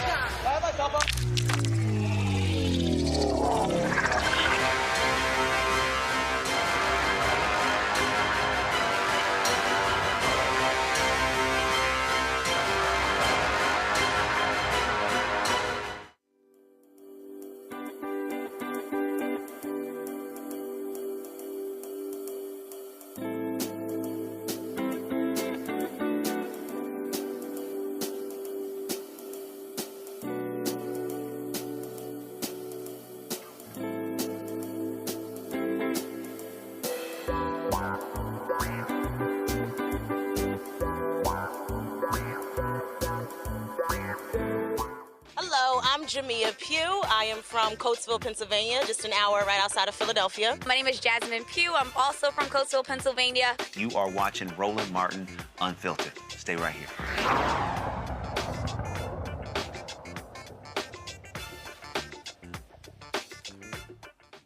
You know, Kelly, the thing I was just saying right there, I mean, this is how they do. They love talking that smack about local control, big government, getting in the way. But when they have the power, they want to tell progressive government what the hell to do. They've done this. Alabama did it in there where they said if you tear down a state monument without their permission, you get fined. Well, hell, Birmingham was like, fine, we're going to tear the son bitch down. They raised the money to pay the fine, and guess what? Statue is gone. The same thing to Montgomery when they removed a street named after a Confederate traitor and named it after Attorney Fred Gray. We see this in other states as well, where and what Tennessee has done is even more egregious. Not only with this action they're advancing, they actually disbanded a Nashville Citizens Review Board. Told Nashville, oh no, y'all can't have that. And so this is what they do. When they get power, they then use it like a hammer, not only on the state level, but on the local level as well. You're absolutely right about that. But when they talk about states' rights, they're just talking about rights to regarding the federal rights and laws. They just want what would typically be federal law over a state to be given to them so they can have even more control over the state in which they legislate. So it is not surprising to me that they pulled a move like this. The fact that it was disingenuous, the fact that they lied to Tyre Nichols' family's face, the fact that, you know, they steamrolled over even the progressives in the legislature, possibly agreements that they had with them. They will stop at nothing to get what they want. They will lie to get what they want. They will do whatever it takes to get what they want. And it doesn't matter if ethics are questionable, if morals are compromised. It does not matter so long as power are in their hands. They will do whatever it takes to keep it. You know, Matt, the family said something there that I thought was really important in terms of, again, just understanding, you know, how they're operating and when they have the power. Ben Crump also said something when he talked about Florida, when he said we're one seat away from breaking the Republican stranglehold. What I have said to people, when we talked about the power of voting, what I've said to people why our vote matters is that you might be in a state where it's a red state, but there's a huge difference between Republicans having a supermajority and having a majority. A supermajority means they don't have to listen to Democrats. They can pass any bill without them, give them no consideration in the House and the Senate, and it's signed by a Republican governor. That's also, so being strategic means, hey, maybe we can't take over the House or the Senate, but I believe our focus as black folks and where white folks who are progressive, others should be, is stopping the supermajorities. Yeah, I think that's exactly right. And, kind of being connected with that is the idea of what we've seen with the federal districts in Louisiana. That's why it's so important that the Voting Rights Act still has teeth and that we live in communities where we actually get a say for who we want to elect to break those exact supermajorities. So I think he's right to point that out, as are you. And I think, what's particularly problematic about this, as you've talked about it, it's just so intellectually dishonest that they so often trumpet states' rights. I mean, look at what's happening in Texas right now. Greg Abbott is literally trying to control immigration, which has long been a federal issue, right? Because he's trying to claim the state of Texas has the right to control immigration. So they're okay with that until it comes to black people or it comes to people who they believe should not be able to wield that power. And that's why that's so important to break those supermajorities, because if they don't have to work with Democrats at all, then you can have no hope that bills like this, which on the local level, the city of Memphis should be able to control, being passed by the legislature to try to overturn that. And here's the thing that's really important about that. The reason local control is so important is because local, governments are the ones that have generally the greatest immediate effect on your life. So this bill would stop pretext stops in Memphis. And what I read showed that most of those pretext stops, as in most places, don't culminate in felony arrests or convictions. So what you have is police officers who are using ticky-tack reasons to pull people over to investigate other things. And the city of Memphis didn't think that was appropriate. If Tennessee and those Republican legislatures are following their own ideology, the city of Memphis has the autonomy to determine what should happen. But of course, you don't get that luxury if you are black. And that's just the reality of what we see legislatures doing around the country. Michael. Yeah, Roland, it appears that Gillespie lied to the family of Tyre Nichols. And also, it wasn't Democrats in the state legislature apparently are criticizing Gillespie as well for bringing the bill to a full vote after the Nichols family said that he assured them that it would be delayed a week. So, and for him to call it a miscommunication, it appears like he doesn't realize he was being recorded. That conversation that you just showed, it appears like he doesn't know he was being recorded, and then to call that a miscommunication. But it shows you can't trust these people. And one of the things that it appears is going on here, you may have a lot of Republicans in the state legislature there in Tennessee who will say, what happened to Tyre Nichols is wrong, just like you have Republicans in the House who said what happened to George Floyd was wrong. But every Republican in the House of Representatives voted against the George Floyd Justice and Policing Act. See, when it came time to do something about what happened to these people, to these brothers, now Republicans are all on the same side and they don't want to change it because they see police officers as protecting them from us. And that's what this really boils down to. Okay, they see police officers protecting white people from African Americans. So this is why we have to take these people out of power. Yeah, and again, for all the people out here, it's fine. It's easy to be pissed off right now. Mm-hmm. But are you pissed off when it's time to vote? Are you pissed off when it's time to register? Are you pissed off at the ballot box? That is the greatest way to impact a politician, is to vote them out, to campaign against them, to canvass, to go door to door to make sure they do not get reelected.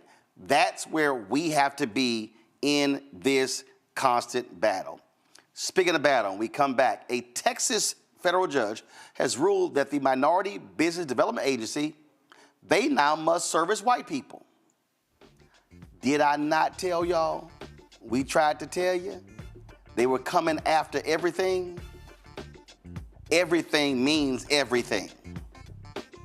We'll discuss next on Roland Martin Unfiltered on the Black Star Network. Join our Bring the Fuck fan club. See your check and money order, P.O. Box 57196, Washington, D.C., 20037-0196. Cash App, $RM Unfiltered. PayPal, R Martin Unfiltered. Venmo is RM Unfiltered.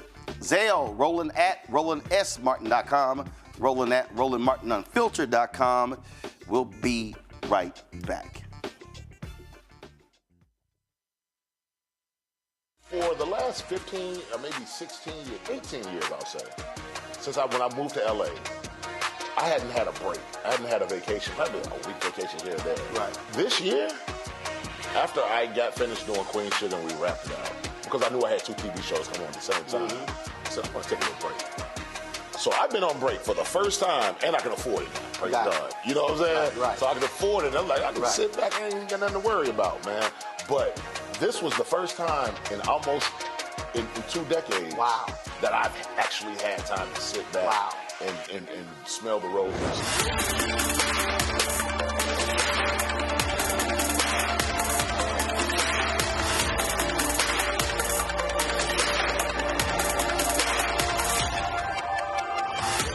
Next on the Black Table with me, Greg Carr. Democracy in the United States is under siege. On this list of bad actors, it's easy to point out the Donald Trumps, the Marjorie Taylor Greens, or even the United States Supreme Court as the primary villains. But as David Pepper, author, scholar, and former politician himself says, there's another factor that trumps them all and resides much closer to many of our homes. His book is Laboratories of Autocracy, a wake-up call from behind the lines. So these state houses get hijacked by the far right, then they gerrymander, they suppress the opposition, and that allows them to legislate in a way that doesn't reflect the people of that state. David Pepper joins us on the next Black Table, here on the Black Star Network. This is Essence Atkins. Mr. Love King of R&B, Raheem Devon. It's me, Sherry Shepherd, and you know what you're watching. You're watching Roland Martin, Unfiltered.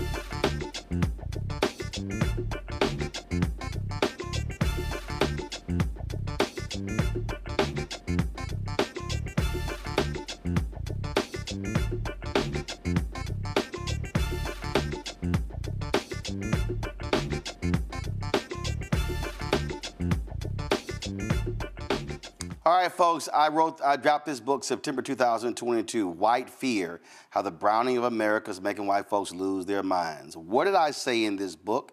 They are going to be coming after every single program that they believe gives us an advantage over them, even though nearly everything is for white folks in this country. Well, guess what? It happened on Wednesday. Go to my iPad, Anthony. Federal judge in Texas orders minority business agency open to all races. Now, the Minority Business Development Agency was created under President Richard Nixon. The purpose of this was to assist African Americans and other minorities when it comes to being able to do business with the federal government, providing skills, resources, also access to dollars. Now, the federal government spends upwards, y'all, of $600 billion annually in contracts. Go right to my iPad. In fiscal 2022, MBDA clients secured $1.6 billion in private and government contracts, agency data show. The agency also helped businesses raise $1.2 billion in capital, as well as create or retain roughly 16,000 jobs. Black-owned businesses received $680 million in contracts, the most of any group, followed by Hispanic-owned businesses at $526 million. Now, understand that's 2%. That's less than 2% of federal contracts. Oh, so what do these white conservatives do? They sued. So they argued that, oh, these are discriminatory, and then they give an unfair advantage to certain groups, as if white Americans have not had a massive advantage. So what they did was they filed a suit in Texas. And let me explain to you what they're doing, because they're judge shopping. They are specifically filing lawsuits in places knowing that judge is going to rule in their favor. All of y'all Simple Simon fools who kept telling me I was making too much of a big deal about Biden and Harris appointing federal judges, do you dumbasses now see what I was talking about? This one, again, out of 900 plus federal judges in America, this one federal judge issues this opinion and rules that the MBDA must now serve everybody and not just minorities. Go to my iPad. This judge, Pittman, has emerged as a consistent conservative voice on a range of politically volatile issues. In November 2022, he struck down President Biden's student loan forgiveness program. Months earlier, he set aside a Texas law barring adults younger than 21 from carrying handguns after concluding that age restrictions violated the Second Amendment right to bear arms. Now, here's the deal. If the MBDA under the Commerce Department does not appeal this decision, this goes into effect all across the country. Scholars are now saying, oh, guess what? This ruling could very well change every single federal program that deals with disadvantaged businesses. Oh, I'm not done, Simple Simons out there. Guess what's then going to happen? They're going to go after every state program. Then they're going to go after every county program and every school district program and every city program. They're going to go after every single program. Oh, let's go beyond companies. They're going to go after corporate America. They've already gone after academia. So what they're saying is, oh no, you should be measuring everybody the same, even though white folks have been getting the hookup in everything. But y'all say the judges, Biden, Harris, the point don't matter. Oh, Trump gonna fill my pockets with some money, so we gonna roll with him. Stephen Miller, Trump's white nationalist top advisor, he was the one behind the lawsuit that stopped the money going to black farmers. So all you dumbasses running around here talking about Trump, when y'all tell me about Waka Flocka and Lil Wayne and Kodak Black and all of them, don't nobody want to talk about their lawsuits stopping and targeting black people. And you know what they doing, Matt? They are even using the 1964 Civil Rights Act and the 1866 Civil Rights Act against black folks in these lawsuits. Matt? I was listening to a podcast this morning from the National Constitution Center, and they were talking about the recent decision regarding the insurrection and whether Trump could be barred from the ballot. And one of the contributors on there said something I never heard, but I thought was brilliant. He said litigation as politics. He said that litigation is often used as politics, and that's precisely what's happening here. Your comment on the venue shopping is exactly right with Pittman, especially because what he said here is he said the 14th Amendment Equal Protection Clause essentially bars the MDBA from being able to consider race. But the reason we know that it exists is to make sure that an imbalance is somewhat righted by creating an agency that helps minority business owners.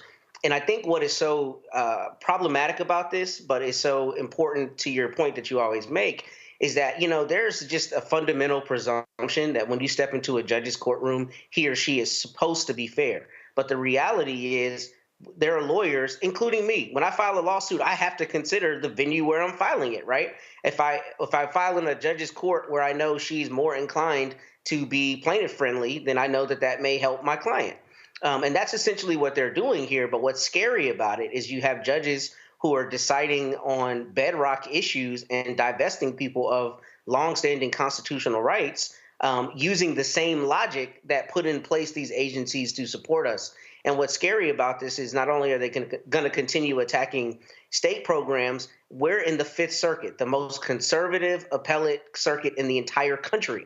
So the idea that the Fifth Circuit is not going to rubber stamp this is absurd. They are likely going to rubber stamp it. And then you get to a conservative Supreme Court with a 6-3 majority that has already said universities can't use race in their determinations. So the problem with this is it's going to set a precedent, or could set a precedent, where all the programs that are in place to try to right that imbalance to some extent are going to be under attack. And we're going to be going back to before the 1960s and the Warren Court that put in place some of these constitutional rights to help us, or recognize these constitutional rights to give us a fair shot in this country.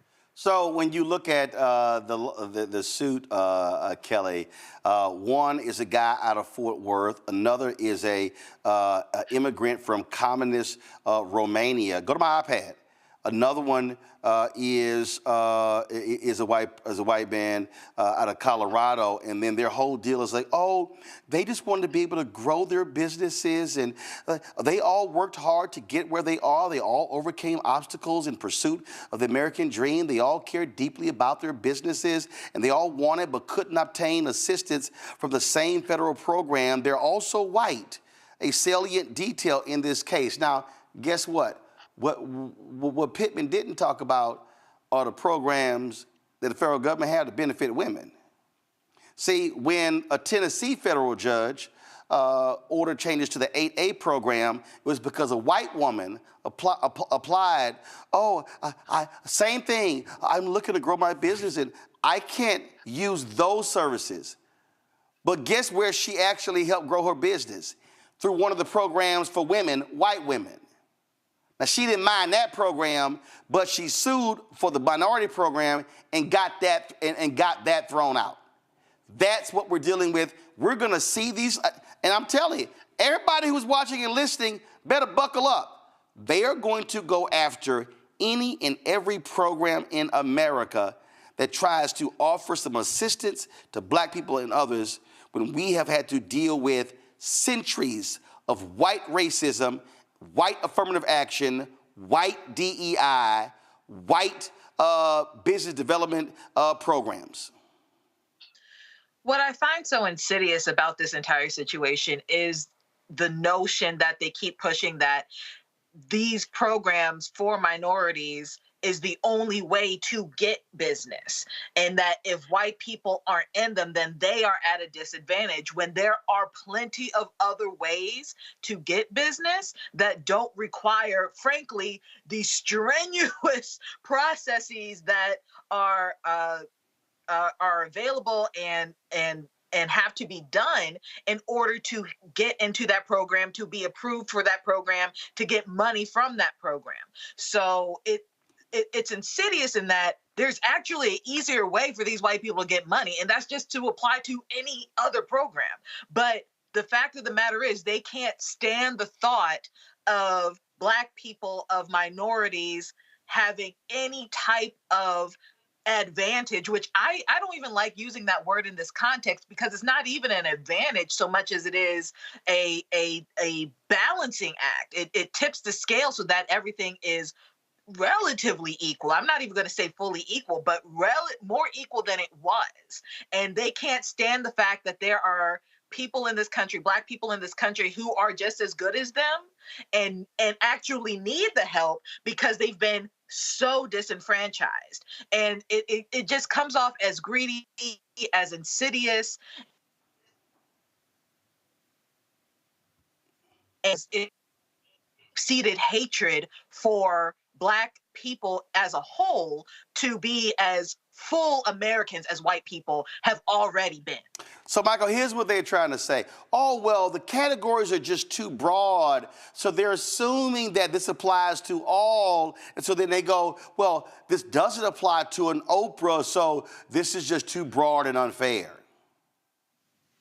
Yeah, you know, this is a huge backlash to 2 terms of President Barack Obama, and it was unleashed this backlash was unleashed under Donald Trump's administration.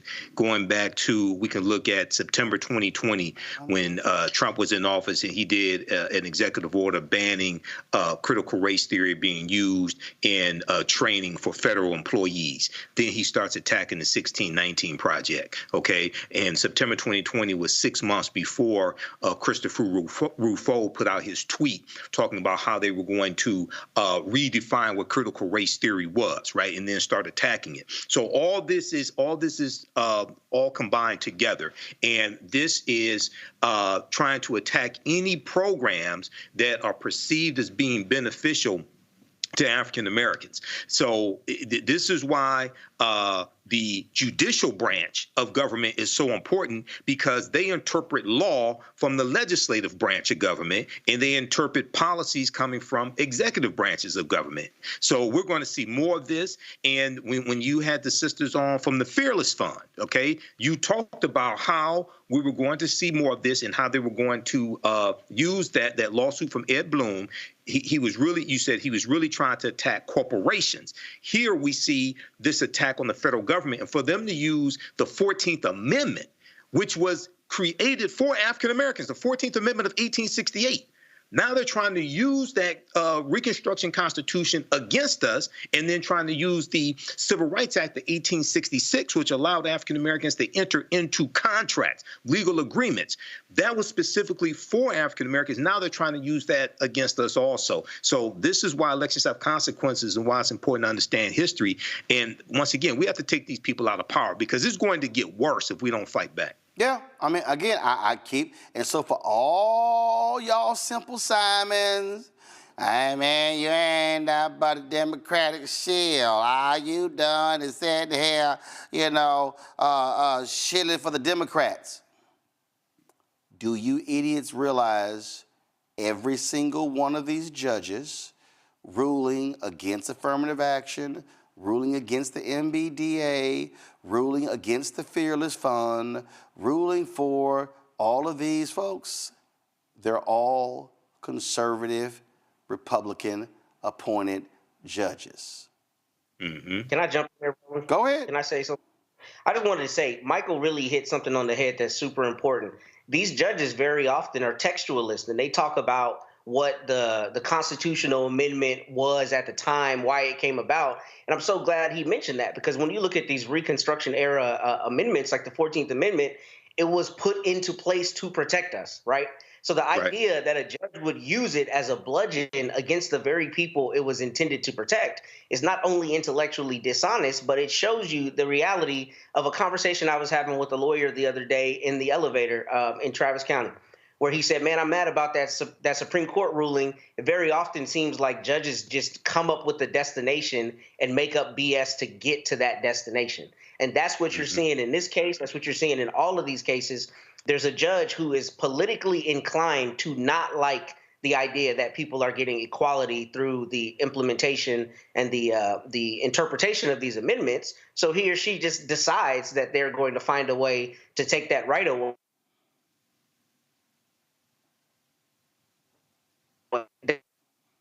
cases. People don't realize it, but it's intellectually dishonest if your whole ideology is textualism, because the 14th Amendment came about to protect the very people it was used as a bludgeon against in this order.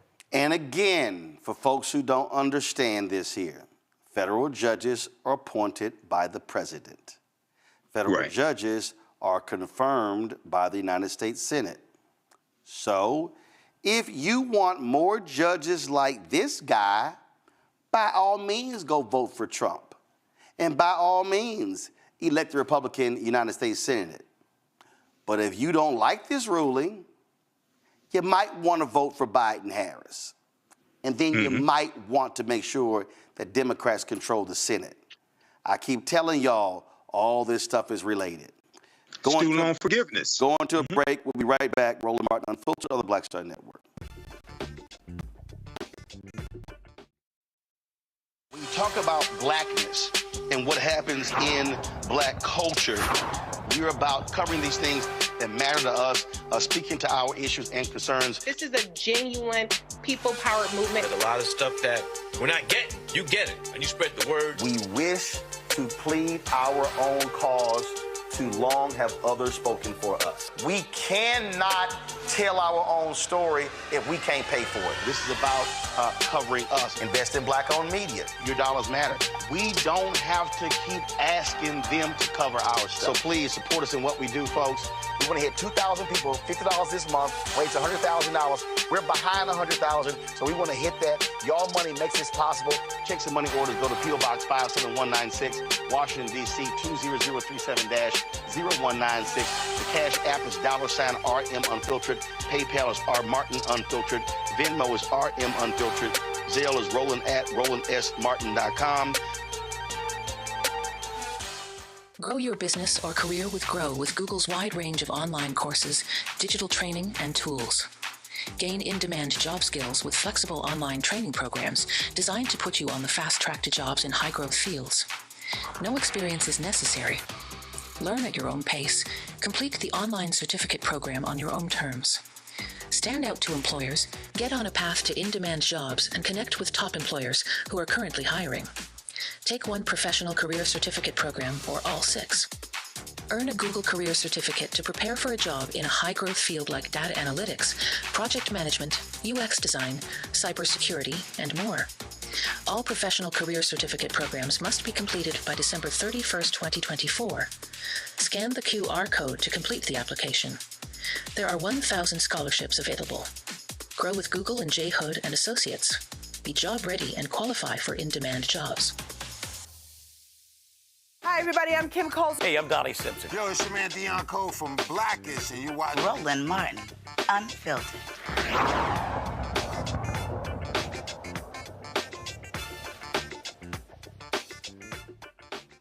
All right, fam, I saw a couple of great videos that I thought, you know what, I might as well share with Michael, Matt, and Kelly on this Friday before the weekend. And so, check this one out. What is your favorite word? Rural. What is your least favorite word? Unvarnished. What turns you on? Putin's brutal aggression in Europe. What turns you off? Bidenomics. What sound or noise do you love? Or What sound or noise do you hate? moms and dads, just like you. What is your favorite curse word? Alabama. What profession other than your own would you like to attempt? Sweeping the floor at my dad's hardware store. What profession would you absolutely not like to mess around with? And cleaning the bathroom at my mom's dance studio. And if heaven exists, what would you like to hear God say when you arrive at the pearly gates? Are you better off now than you were 3 years ago? What is your favorite word? Rural. What is your least favorite word? Unvarnished. Oh, you know, I had to have a little fun with that one. Kelly actually might like this one. Go. Imagined what my story would entail. To think about what the American dream can do across just one generation, in just one lifetime. It's truly breathtaking. But right now, the American dream has turned into a nightmare. I I never could have imagined what my story. All right, let's come on. Sorry, y'all. So that was pretty good one here. I thought this one also was pretty good. As two mommies, I have to send my kids to school where there are books that aren't the Bible. How can I explain this to my children, Bridgestone and Esther? Y'all, as a mom, I have dinner on the stove. Shit, I forgot. This will be just a second. Innocent people. All right, I saw one more, which I thought was pretty funny. Here we go. So I can't wear shoes. My feet are freezing. They said I have to be barefoot. Okay. I think it'd be easier if we did this in my office, where I work. I'm a senator, I could do it in the office. No, we have to do it in the kitchen. You want my husband to do it in the office, but my husband's, I'm the senator, he's not, I'm the, no, okay, yeah. No, I love this line about empty seats at the kitchen table. I really can't believe they're gonna let me talk about gun violence. Oh, it's not about guns, it's about illegal immigrants. Okay, is that a bigger problem than guns now? I'm so confused. No, okay. But I just couldn't let go of it, Kelly. The Handmaid's Tale one is officially my favorite. Her name is now of Mitchell. If you don't understand that reference, I can't help you because it's going to take way too long for me to give you the full story of how that is related to the Handmaid's Tale. But her name is now of Mitchell. That was just a very weird response to a State of the Union address. It was just weird. And in fact, this was Speaker Mike Johnson as he watched Senator Britt deliver her speech.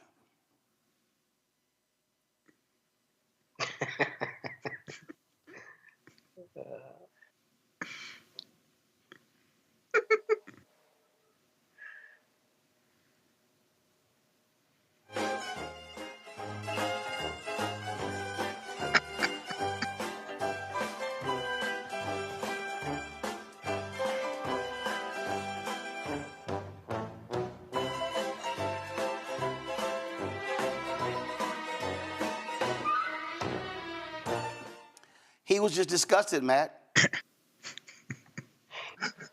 As was I, watching Katie Britt and watching him back there trying to make himself frown on half of it. And then when he clapped, he tried to act like he wasn't clapping, kind of a little bit. It's all pageantry, man. But that Katie Britt mashup was hilarious. And the woman that said Bridgestone and Esther took me smooth out of here. That's too funny. Bridgestone, yeah, her kids' names are like Ridgeway and something, but Bridgestone and Esther just took me clean out of here, man. That's hilarious. Oh man. I will. Here's the last one, Michael. Good evening. I am a United States Senator coming to you from my kitchen, where women really belong. I've got to talk to you about Joe Biden. That speech that we just saw was such a performance. And I don't know about you, but I am sick of performances by politicians because I am just like you. And that's why I'm at my kitchen table. This is where I do my most important and favoriteest job in the world. Being a mom to my daughter biblically and my son Bridgerton. The other day, I took my kids to the playground because I'm a really good mom. And there was a rogue chihuahua that came up and started barking at my kids and terrified them. And I'm pretty sure that this chihuahua wasn't illegal because of Joe Biden's America. I am so worried sick that my daughter is gonna grow up one day and have the right to choose.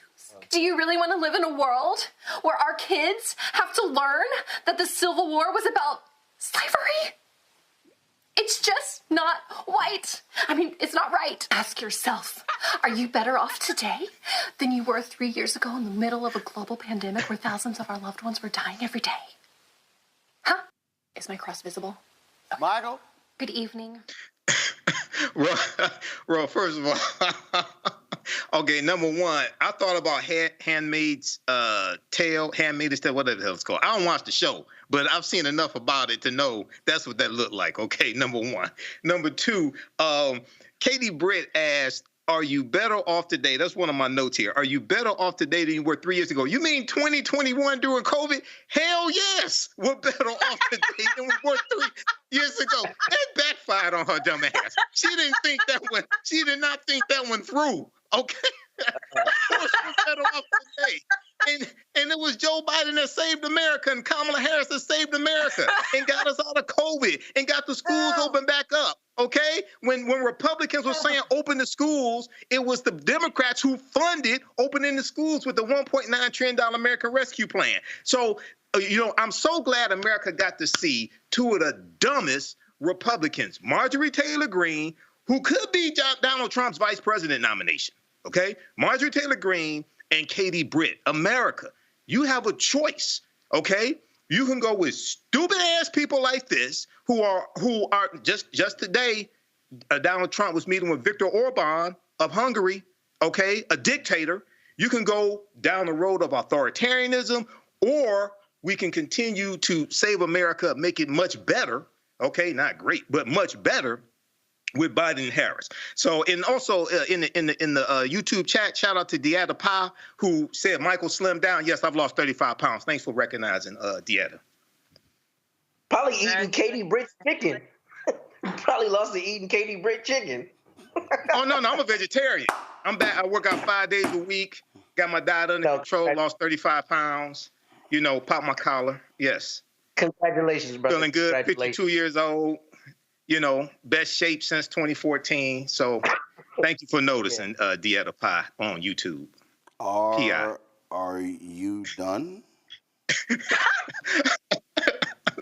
Yeah, thanks, Roland. Yeah, I'm done. I think that's all my notes. Yeah, but it looked like a hostage video that Katie Britt did, like I said. I'm just checking. I mean, since you just... Hey, I'm trying to represent for Phi Beta Sigma, looking smooth. Hey, brotherhood, scholarship, and service. Anybody else want to reveal their workout plans? Anybody I do Insanity, Shanti Insanity, 5 days a week, and lift weights. Yep, so it works. Insanity max cardio.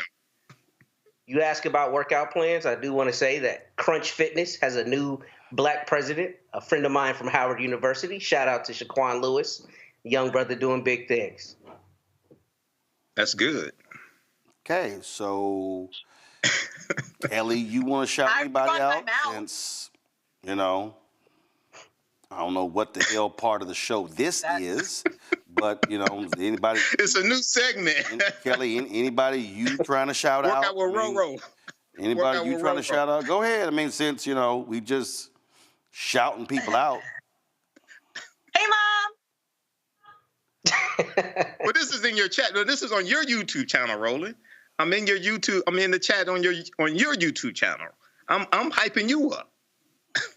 And Roland been frying. And hit the like button, everybody on YouTube. Hit the like button. This man fried all day. Y'all done? Y'all done? I guess so. Okay, just checking. Let me remind everybody who's watching that Britt, she's the junior senator from Alabama. Y'all know who's the senior senator? No. Tommy Tuberville. Dumbass Tommy Tuberville. That's what I said. Big dummy, little dummy. I just want y'all to understand. Senator Britt has actually made Tommy Tuberville the smartest senator from Alabama. Mm-hmm. Do you know how hard that is? This is the idiot who did not even know what this Voting Rights Act was. Voting Rights Act, exactly. So that's it. We're done. Since y'all are finished with y'all shout-outs, discussing your vegan eating plans and your workout plans, shouting your mama out and your friends who now have new jobs. So we certainly appreciate y'all doing all of that. Thank you very much. It was a little extra, but you know, and so it goes. So again, yeah. All right. The show is over. So Kelly, thank you. Matt, thank you. That's why I can't take him seriously, Michael, thank you for being on the show. I now have to either go cry or laugh. All right, y'all, that's it. Be sure to download the Black Star Network app, Apple phone, Android phone, Apple TV, Android TV, Roku, Amazon Fire TV, Xbox One, Samsung Smart TV. Watch our 24-hour, 7-day-a-week streaming channel on all the available platforms. You can check us out, of course, Amazon News. Go to Amazon Fire. You can also go to Plex TV. You can check us out also, of course, on Amazon Freevee, as well as Amazon Prime Video. Don't forget, y'all, to support us in what we do. Join our Bring the Funk fan club. Your dollars are critically important. Send your check and money order to P.O. Box 57196, Washington, D.C., 20037-0196. Cash App, $RM Unfiltered. PayPal, R Martin Unfiltered. Venmo is RM Unfiltered. Zelle is rolling at RolandSMartin.com. Rolling at RolandMartinUnfiltered.com. Be sure to get a copy of my book, White Fear, How the Browning of America is Making White Folks Lose Their Minds. Available bookstores nationwide. Download the audio version. I read it on Audible. And shout out to Virginia State University. I'm rocking a jacket my frat President Abdullah gave me, and so wanted to show them some love. And so, of course, I wore this week, Lincoln University, and also I rock Jackson State University. So shout out to them. All right, folks, that's it. I'll see y'all on Monday right here on the blackest, realest show out here, Roland Martin Unfiltered on the Black Star Network. Holla!